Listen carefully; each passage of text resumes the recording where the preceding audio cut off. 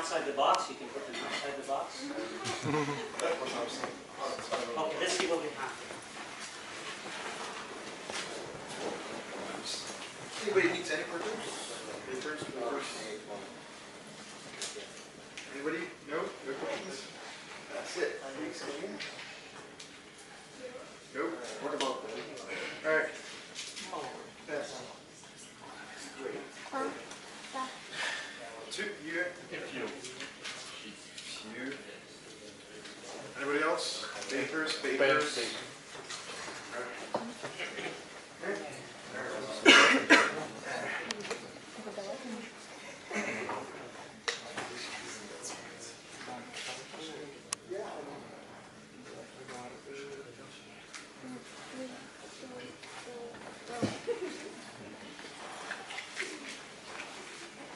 Well, it says if money disappears, then crime should disappear too.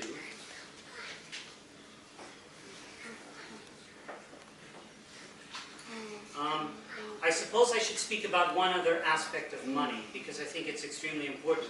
I hope that people will consider this. And that is that money is a more concrete form of the idea of scarcity. Scarcity being the idea that there isn't enough that we need to live.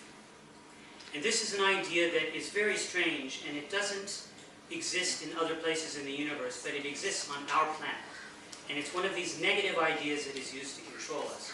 What do I mean by the idea of scarcity? I think most people would agree that love is not scarce. In fact, if you love somebody, you don't lose that love, you generate more, and so it's a never-ending thing. The more you give, the more you create.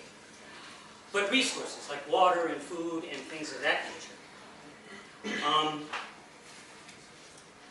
I don't believe that those things are actually scarce. Well, let's take this example. Okay, I remember starting 20, 25 years ago, the big policy statement was, in the future, there will be wars over water, water will be more scarce than oil, and so we have to build up our military forces now. Well, it would seem to me that isn't there plenty of water in the world? I mean, the Pacific Ocean is bigger than all the land area on the planet. What's the problem? Well, it's salty.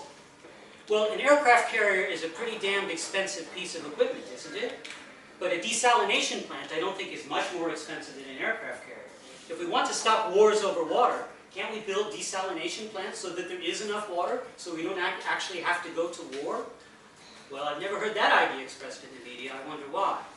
I don't believe there is a scarcity. There is scarcity, but I think money creates the illusion that there is. And I think this is a clever technique to convince people that they are not worthy of receiving as much as they need to live well. Why? Because if I believe there isn't enough water in the world, then at least subconsciously, or consciously in my case, if I drink this glass of water, that means there's some guy in Ethiopia that has to go without. But is that really true? But I definitely am very thirsty right now, and I'm going to drink this glass of water. And if I think that I'm taking away from somebody, then that's terrible. Then that means that I am basically a sinful person. And if I'm a bad person, I need somebody to transfer that guilt to. So there'll be some politician I will vote for who will say, that's okay, we'll take care of those people in Africa, we'll promise to give them some money, but we really won't, and therefore you won't be yourself guilty for taking this water. That's one of the methods they convince people that they are not worthy of having enough to live and not worthy of calling themselves human beings. What's another way of doing it? Okay, by telling people that we came from monkeys. Look at chimpanzees.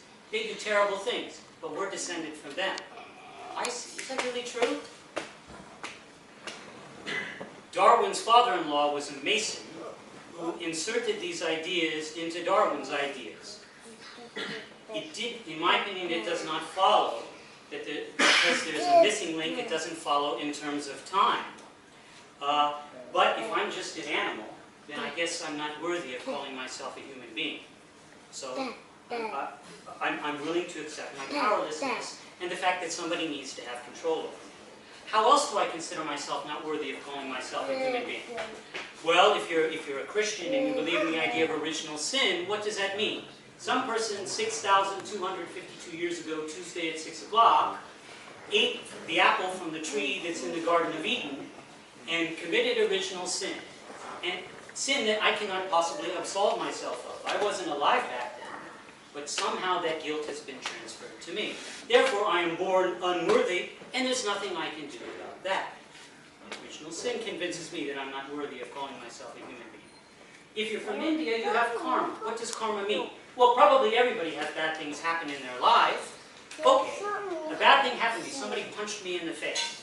Why? I didn't do anything. Aha! Probably did in another life. I probably deserved it. So you sit and take it. Let yourself be punched in the face. If the government doesn't feed you, if somebody kicks you, if somebody doesn't pay you, you deserve it because of something you did in another life.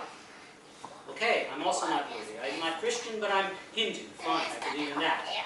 Okay, then we have Freud come along and explain that God is just an illusion. God was a creation of man. So, okay, what does Freud tell us? Well, in my childhood, there was some psychological trauma, everybody has it, that I probably don't even remember to this day. And not only do I not remember, but I can't work it out until I go to years and years of psychoanalysis. And even then, it could come back in some violent act where I completely lose control of my conscious actions because of some subconscious trauma that I've suffered through. And that could happen at any time. I'm not worthy of calling myself a human being who has control over his actions. If you look back at history, if you look